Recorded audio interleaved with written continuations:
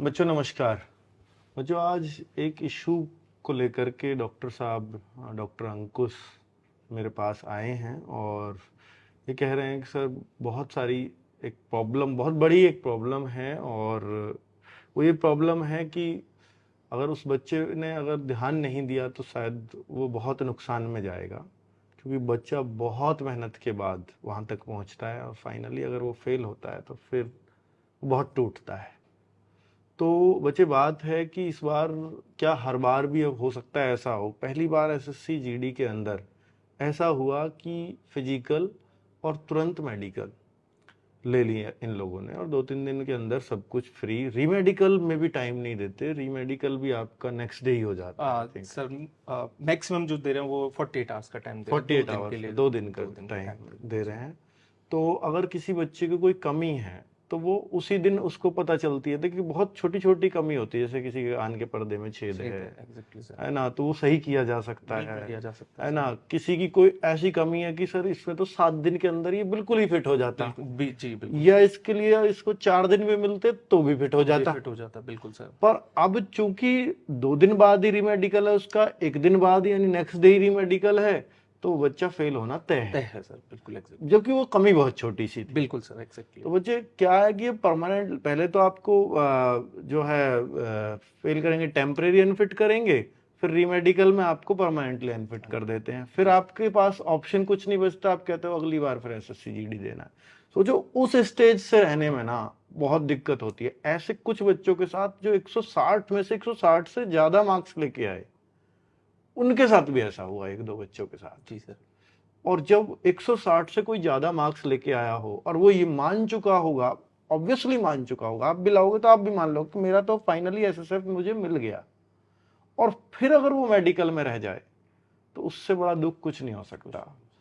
तो सर का कहना है कि इस बार मेडिकल भी वो काफी हार्ड कर रहे काफी हार्ड कर रहे हैं हैं, है जी ना, सर। और बहुत ज्यादा बच्चे मेडिकल में फेल हो रहे फेल हैं। और 40% का रेशियो उन्होंने रखा हुआ है सर। सिर्फ 40% बच्चों को सेलेक्ट कर रहे हैं, बाकी सबको रीमेडिकल में जो है अच्छा, कर रहे हैं। तो तो मतलब इतना ज्यादा फेल तो हमने भी नहीं देखा कभी जी मेडिकल सर, में। एग्जैक्टली। तो अब इसमें क्या है कि बच्चे इसका सुधार क्या है, क्या इलाज। अगर आपको लगता है कि आपकी तैयारी ठीक है तो मुझे लगता है कि ना आपको एक बार बॉडी चेकअप करा लेना चाहिए, और ये उस टाइम पे करा लेना चाहिए जब आपको, आपने ठान लिया कि मुझे वर्दी की तैयारी करनी है, मुझे, मैं फिजिकल तो फिट हूँ, आराम से कर ही लूंगा। तो फिर आपको, जैसे आप कहते हो ना फिजिकल फिट हूं या नहीं हूं, तो मैं फिजिकल की प्रैक्टिस करूं, मैं रिटर्न की भी प्रैक्टिस करता हूं कि भाई अब मुझे एग्जाम निकालना है। तो ये भी हो सकता है थर्ड एग्जाम आपका आने वाले टाइम में मेडिकल टेस्ट बन जाए। मैं तो कहता हूँ डॉक्टर सर ये भी करा रहे हैं अपने वहाँ, प्री मेडिकल सेंटर इन्होंने बनाया हुआ है, तो बच्चे को पता चल जाएगी ऐसी कुछ कमियां एग्जैक्टली सर। जो उसके वास्तव में अंदर थी, और उसको सुधारने के लिए बहुत ही कम समय लगता। जी क्योंकि इनको अगर ये कमी बताते हैं, जैसे भी प्री मेडिकल में बच्चा पहुंचा कि कल मेरा मेडिकल है जी 4 दिन बाद, आपके पास बच्चा पहुंचता है 4 दिन पहले, आपने कोई पॉइंट बताया, तो अभी जैसे इन्होंने मेरे के साथ डिस्कस किया तो कि सर वो तो बोलता है कि ये पॉइंट है, तो भाई इसको ऑपरेट कर दो जल्दी से, मुझे 4 दिन बाद मेडिकल है। जबकि ऑपरेट हो गया तो 15 दिन लगेंगे। हाँ सर, एग्जैक्ट। अब 15 दिन लगेंगे तो अगर आपने कर भी दिया ऑपरेट तो वो तब भी फेल ही होके आना है। एंड सर सबसे बड़ी प्रॉब्लम क्या है कि जैसे बच्चे को कान का पर्दा फटा होता है तो कुछ बच्चों को पता होता है क्योंकि वो एक्टिव होता है, बहरा होता है। हाँ बट जैसे एक पॉइंट है टेम्पेनोस्क्लेरोसिस, उसमें पैच होता है व्हाइट कलर का, सफेद धब्बा बन जाता है सर। हाँ। और अच्छा। उसमें कोई भी प्रॉब्लम बच्चे को नहीं होती है, बस उस जगह से पर्दा जो होता है वो बहुत ज्यादा वीक हो जाता है, जिसकी वजह से रिजेक्शन हो जाता है बच्चे का। जब आप नाक की हड्डी टेढ़ी है नाक कई की बार। हड्डी टेढ़ी, डीएनएस की पॉइंट। अब सर हाँ, आप अगर कान का ऑपरेशन कर रहे हैं तो एटलीस्ट आपको 45 डेज चाहिए और फिट होने नाक के के लिए। लिए सर नाक के लिए हम जो एंडोस्कोपिक ऑपरेशन करते हैं उसमें मैक्सिमम 7 डेज में। 7 डेज। अब बताओ ऐसी समस्या को अगर आप फेल अनफिट कर दिए जी सर। तो भाई फिर सब बेकार है। दूसरा, दांत में भी कर देते हैं कई बार unfit। हाँ सर, देखिए कैप को लेकर ना बहुत बड़ा मिथ है लोगों हाँ में। और जैसे डेंटल पॉइंट्स को लेकर बच्चों को क्या लगता है कि मेरे 14 डेंटल पॉइंट्स हैं। 14 डेंटल पॉइंट्स का मतलब ये नहीं कि आपके 14 दांत हैं। हाँ हमारे मोलर हैं जिन पे हमें 2 पॉइंट्स मिलता है, प्री मोलर का हाँ, एक एक ऐसे ठीक है, करके वो अपने काउंट होता है। टेक्निकल पॉइंट्स तो है। क्या करते कि जैसे प्राइवेट में डॉक्टर को नहीं पता है तो उन्होंने क्या किया, बहुत सारे कैप लगा दिए, ओवर कैपिंग्स कर दिए, लेस डेंटल हाँ पॉइंट पे चले गए। अब किसी बच्चे को एक कैप है वो फिट हो गया, हाँ इसका मतलब ये नहीं जिसको 5 कैप है वो भी फिट होगा, हाँ, ये वो भी। लेस डेंटल पॉइंट पे। एंड सेकंड थिंग कि जैसे इस बार हुआ सर कि फिजिकल के बाद जस्ट मेडिकल है, आपने ऑपरेट कर दिया तो फिर आप फिजिकल कैसे दोगे? हम्म, अगर किसी के कान सही का बात है ऑपरेशन हो गया, सर। जैसे मेरे पास आए थे बच्चे फिजिकल में, तो ऐसे उंगली मुड़ी हुई होती है जी किसी किसी मैलेट बच्चे फिंगर जो की, होता है सर, और ये वाली होती है ना, क्योंकि ये तो ट्रिगर फिंगर है, फिंगर होती है सर। तो ये तो जरूर चाहिए आर्मी में, जी सही सर है जी ना? सर जी सर जी सर। तो ये सही हो सकती है ये क्या? सही हो सकती है सर। अच्छा, इसका कितने दिन लगते हैं सही? इसको सर देखिए, अगर जैसे किसी को रॉड डालने की जरूरत हमें पड़ती है तो उसमें हाँ, सर 1 से 1.5 महीना लगता लगेगा ही। है ना सर। हाँ, और फिर तो ऐसी चीजें हैं, अगर ये आपको पहले से पता होंगी तो मेरे ख्याल से शायद आप सही जगह जाकर के इनको, मैं ये नहीं कहता कि भाई आप डॉक्टर पास आपके पास जाइए, आपके आसपास भी हॉस्पिटल्स हैं, पर आप जाइए और अपने आप को देखिए कि अगर आपके अंदर कमी है तो आप थोड़ा सा चेकअप उसका करा लेंगे तो आप फेल होने से बच जाओगे। जो इस समय बच्चे इस टाइम रो रहे हैं, हमें भी कमेंट कर रहे हैं कि सर मैं मेडिकल में फेल हो गया, अब मैं क्या करूं, जी जी सर। और बच्चे यहाँ तक कहते हैं कि मेरा मर जाने का मन करता हाँ है, सर ये बिल्कुल। वो। तो बहुत दुख होता है बच्चे उस टाइम, क्योंकि हम लोग भी आपकी हेल्प नहीं कर पाते उसमें। ठीक है, तो सर का ये कहना है, इसलिए नहीं कि इनका कहना है कि सर मैं इसलिए नहीं कहना आया कि मैं उस काम को कर रहा हूं तो बच्चे मेरे पास ज्यादा आ जाएं, नहीं, अब बच्चे तो इनको इतना जान चुके हैं कि इनको उस चीज की शायद जरूरत ना हो। पर ये बच्चों के लिए एक सुझाव है, सुझाव क्योंकि इनका कहना है कि सर मेरे सामने रोते हैं कि यार भाई 15 दिन लगेंगे आपको सही होने में, और वो 4 दिन पहले आया है, तो मैं उसका जो है 4 दिन के अंदर कैसे ऑपरेट कर दूं, और और फिजिकल भी है फिर आप। फिर वो कहेगा कितने भी पैसे ले लो, हाँ सर एग्जैक्टली। पर मुझे 4 दिन के अंदर फिट कर 4 दिन दो। में जी सर, और वो पॉसिबल नहीं वो होगा। पॉसिबल नहीं होता। इवन सर कि ईएनटी स्पेशलिस्ट, नाक कान गले के डॉक्टर आपके आसपास होते हैं, हाँ, आप जाइए चेक कराइए। बिल्कुल।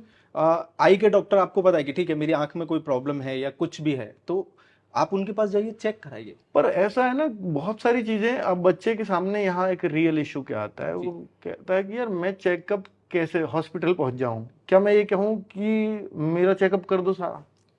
सर देखिए ऐसा है कि अभी रिसेंटली सर हैं यहाँ पे, उन्होंने मुझे दिखाया कि एक बच्ची को पोटोसिस में जो है वो पॉइंट मिला। हाँ पोटोसिस में क्या होता है, एक आंख बड़ी एक आंख छोटी होती है, हाँ, पलक नीचे गिरा हुआ है, अच्छा। वो पोटोसिस है। अब अगर प्राइवेट में आप जा रहे हो, प्राइवेट में आप देखोगे तो वो बोलेंगे पोटोसिस है, ठीक है आपको दिख रहा है क्लियर, आपको प्रॉब्लम क्या हो रही है, बट वो वहां एक्सेप्ट नहीं कर रहा है।